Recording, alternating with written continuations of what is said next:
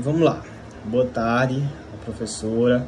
Estou aqui fazendo um videozinho que a senhora pediu sobre o trabalho. E o tema que foi pedido para ser abordado é a febre tifoide. Falar um pouquinho sobre ela. Primeiro vamos começar falando o que é. E nisso a gente vai falar um pouquinho sobre as características gerais da doença e as manifestações clínicas. Vamos lá. A febre tifoide é uma doença que ela vai ser bacteriana, aguda, de distribuição mundial. É causada pela salmonela entérica.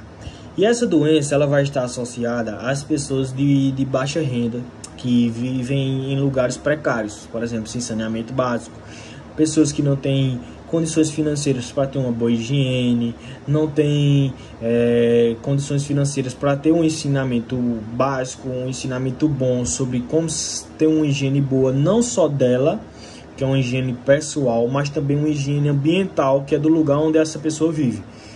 Então ela vai estar associada mais a essas pessoas que de baixa renda, que não tem um saneamento básico, uma boa higienização, um bom conhecimento de higienização, como deve ser feita a higienização pessoal e ambiental também.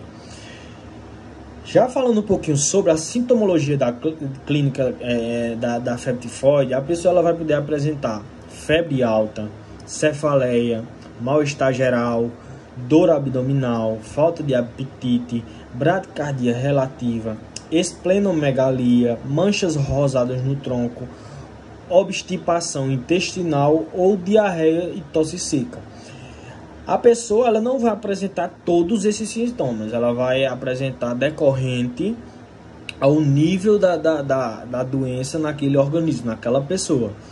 Se tiver no nível não tão avançado, ela pode apresentar um sintoma, 2 sintomas, 3 sintomas.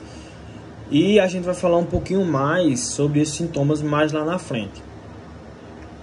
Complicações. Falando um pouquinho agora sobre as complicações que a pessoa pode vir a apresentar relacionadas à febre tifoide.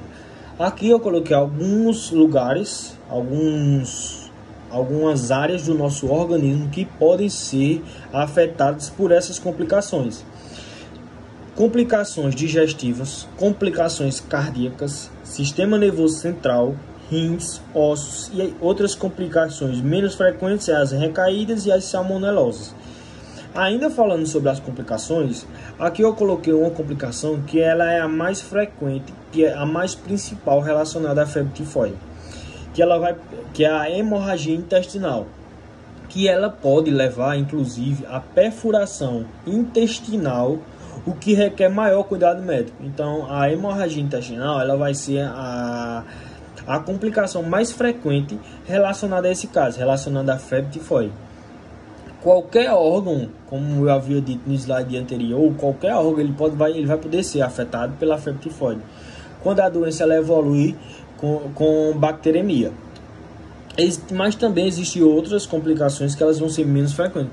Por exemplo, retenção urinária, pneumonia, colecistite e entre outras complicações que também elas vão ser menos frequentes.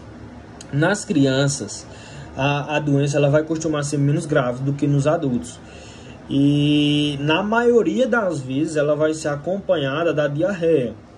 Embora seja uma doença aguda, a febre tifoide ela evolui gradualmente e a pessoa afetada muitas vezes é medicada com antimicrobianos, simplesmente por estar apresentando uma febre de etiologia não conhecida.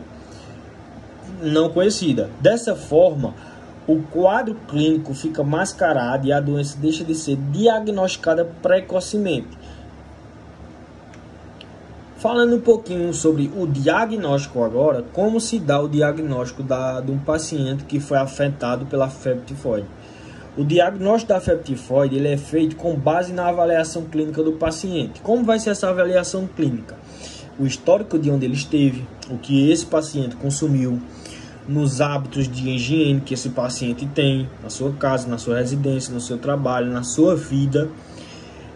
Se vive em regiões com pouco saneamento básico, que é aquele aspecto que eu falei, que a febre tifoide ela vai ser mais presente em lugares que não tem saneamento básico, que a pessoa não tem um hábito de higiene, e tudo mais. Então, continuando. Com base nos sintomas tradicionais, e esses sintomas tradicionais, na maioria das vezes, ele vai poder ser confundido com outras doenças, porque são sintomas que existem em quase todas as outras doenças, infecções e entre outros. Por exemplo, febre, dor de cabeça, diarreia, são os sintomas mais tradicionais que a pessoa pode acabar confundindo com outra doença. E para isso, o médico ele vai poder, e aqui tem alguns exemplos de doenças que podem ser confundidas com os sintomas que o paciente apresenta, os sintomas tradicionais. E o médico ele vai poder solicitar exames específicos para diagnosticar a doença, para ajudar no diagnóstico, porque, como eu disse, os sintomas ele pode ser confundidos com sintomas de outras doenças. Para ter a certeza, ele vai pedir e solicitar alguns exames, como por exemplo, exame de sangue, exame de fezes, exame de urina, o aspirado, que é a punção medular, que ela é a técnica mais eficaz, e entre outros exames também que o médico ele pode sim solicitar. Falando um pouco do tratamento, o tratamento vai funcionar da seguinte forma: assim que tiver o diagnóstico da febre tifoide, o tratamento deve ser iniciado o mais rapidamente possível, de acordo com as prescrições e orientações médicas que seguirão conforme cada caso. Isso, conforme cada caso, se encaixa no que eu havia falado. Cada organismo ele vai reagir de uma forma à doença. Cada paciente vai estar em um estágio diferente, ou podem até apresentar o mesmo estágio, mas o organismo está lidando diferente com a doença. Então, cada pessoa ela vai ser tratada conforme a orientação médica para cada caso. Independente se pode ser o mesmo estágio da doença para tal pessoa, mas o organismo dela pode estar lidando diferente e ela está apresentando outros sintomas, diferente de outras pessoas que estejam no mesmo estágio que ela. No entanto, normalmente o paciente é tratado com nível ambulatorial. Isso serve para a maioria. No entanto, ele sempre vai ser tratado no nível ambulatorial, basicamente com o uso de antibióticos específicos e reidratação. Em raras exceções, o caso pode ser mais grave e ser necessário internação. São as raras exceções. O tratamento ele vai durar de quantos dias? Vai durar de 14 dias, mas o período ele pode ser mais, pode ser menos. Isso vai depender de cada pessoa e de cada organismo, conforme a gravidade da doença. Além disso, é possível que o uso dos antibióticos, que são bastante fortes, a pessoa apresente sintomas de intolerância gastrointestinal. O repouso e a hidratação constante são fundamentais e essenciais para a boa recuperação da febre tifoide. Então, o paciente ele vai ter que ter um ótimo repouso e uma ótima hidratação para que o tratamento e a recuperação desse paciente seja eficaz e seja rápida. Falando um pouco agora sobre a investigação epidemiológica, a investigação epidemiológica ela vai funcionar da seguinte forma: todo caso novo de doença transmissível é um problema epidemiológico não resolvido e de algum modo relacionada à doença de outros indivíduos da comunidade. Isso significa que diante da ocorrência de caso ou óbito por febre tifoide, o profissional ou a equipe responsável pela vigilância epidemiológica deve investigar e avaliar o caso, estabelecendo o significado real para a população e a área em que foi encontrado. Uma suposição: teve um caso de óbito aqui na Coab 1, na cidade de Belo Jardim, em Coab 1. Teve um óbito relacionado à febre tifoide. A partir de que sabe-se desse óbito e do diagnóstico daquele óbito, os profissionais e equipes responsáveis pela vigilância epidemiológica da Coab 1 de Belo Jardim vão se unir e vão investigar para, nisso, criar medidas para o controle daquela doença, para que não se alastre, para que outras pessoas não venham também ter aquela doença, e infelizmente o óbito por aquela doença, ou até mesmo ficar doente por aquela doença. Eles vão investigar qual a fonte, por exemplo, se é um esgoto que está a céu aberto, que não está com saneamento bom, eles vão comunicar ao órgão responsável para que seja resolvido. Se outras pessoas tiveram contato com aquela pessoa, eles vão recolher, chamar aquelas pessoas, fazer o teste nelas, fazer todos os exames necessários para saber se elas também não estão, se elas não estão levando contaminação para outras pessoas. E nisso vai se levantar várias indagações que vão ser levantadas.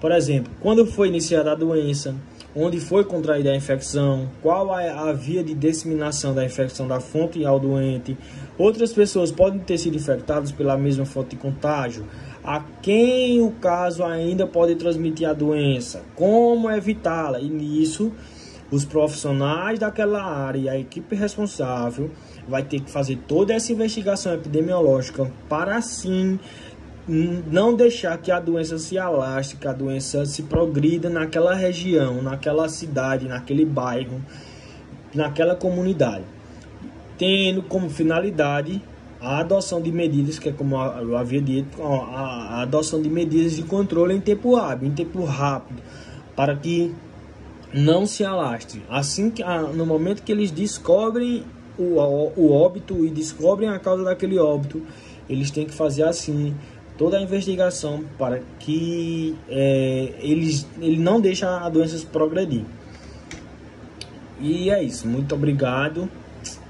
Pedro Gilberto, o e-mail, e a professora orientadora, que é a Alexandra Aguiar.